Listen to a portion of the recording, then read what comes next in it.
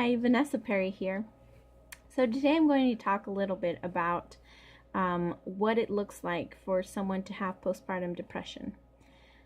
Um, so about 1 in 7 women who give birth end up having some sort of postpartum depression or anxiety disorder.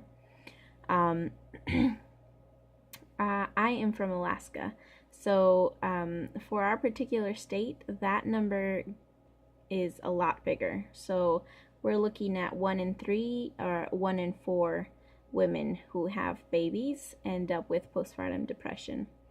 One of the main reasons, it's particularly in Alaska, for that number to be so big is that if you do move to Alaska, the number of family members that are around you is very small.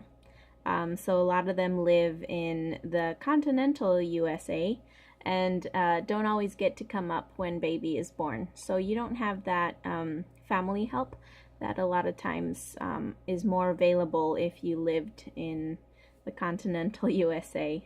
Another reason is that a lot of the families that do live here in Alaska, or at least in some of the major cities, is that they are military families. And so being military family is a huge thing, another obstacle of not having family around. And especially not having dad around.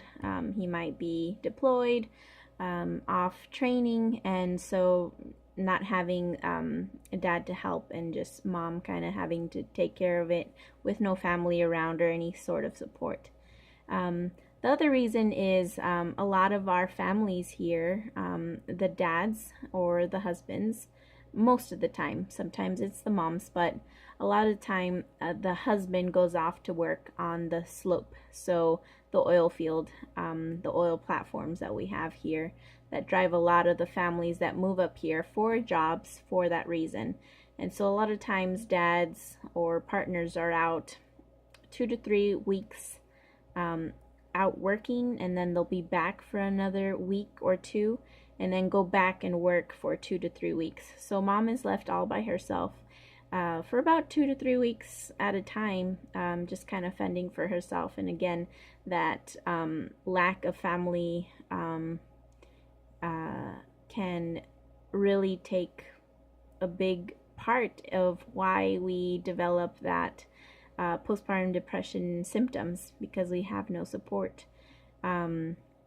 So a little bit more about facts of what is postpartum depression. So after baby is born, there's a normal brain chemical rebalance that happens.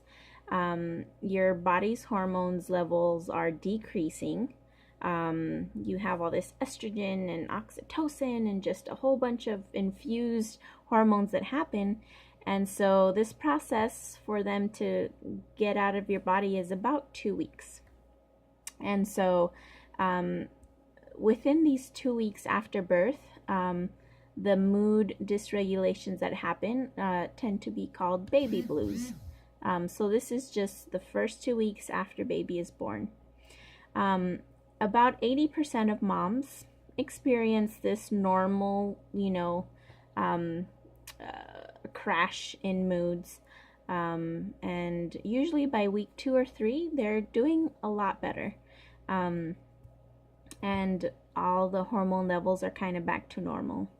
And so if you are experiencing anything after this 2 to 3 week period, so some of the things you want to look for is like just really angry at maybe not the baby, but maybe at like the world, your partner, people around you, the stranger that didn't keep the door open while you were trying to lug the baby chair into the store.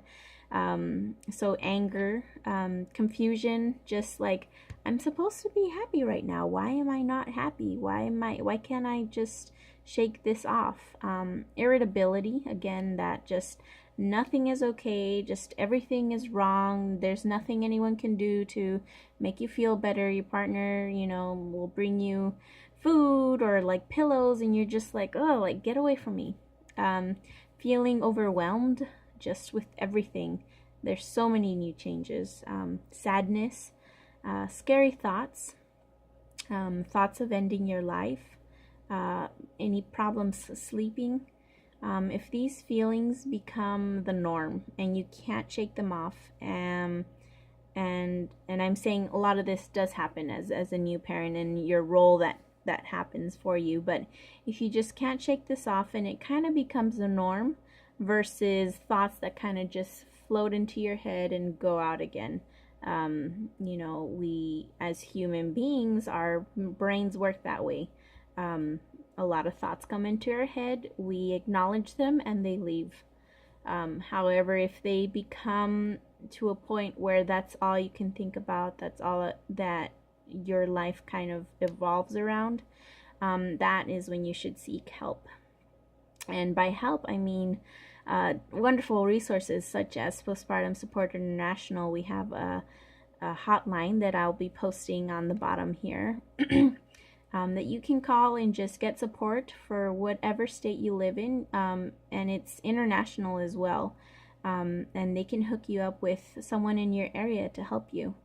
Another thing you can do is just reach out to someone, talk to a friend, talk to another mom, just even to hear like, this is normal, this is crazy, and you will get through it, is super helpful. Talk to another mom, talk to your partner, join a mommy Facebook group. There's a lot of those in the wonderful world of Facebook. Another thing would be to talk to a professional like myself who specializes in perinatal mood and anxiety disorders. The second would be to get that brain chemistry going. So taking a walk, pushing your stroller up and down the driveway. If you can't go all around your block, just up and down the driveway a couple of times. Putting on your favorite music and dancing to it. Cleaning your house, meditating, practice breathing and relaxation techniques. All these things you can easily find on YouTube. Breathing techniques, practicing techniques. And sometimes the next thing is taking meds. Sometimes that's what you need. And in some cases, the biggest support you're going to get is medications. Whether it's anxiety-based or mood-based depression. And there are medications that can be prescribed that have minimal effect on lactation. So talk to your healthcare provider about those.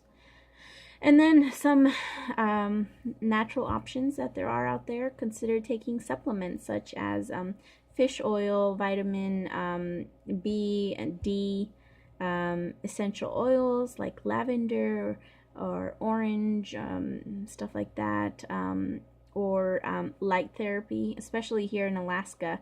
I mention that because for a lot of the months of the year, it is very dark. And so being able to have, that light, so like sad lights that they sell like at Home Depot and stuff like that can be really helpful. And all it takes is like 20 minutes in front of the light or having the light shine on you. So these are some things that can happen or that you can do. And any parent can suffer from pregnancy or postpartum mood disorders. And if you can prevent worsening of symptoms, that is the best. And you can fully recover. It's essential to recognize these symptoms though, and to reach out as soon as possible. You can get the help that you need and that you deserve. It is your job to take care of that baby, but it is also your job to take care of yourself.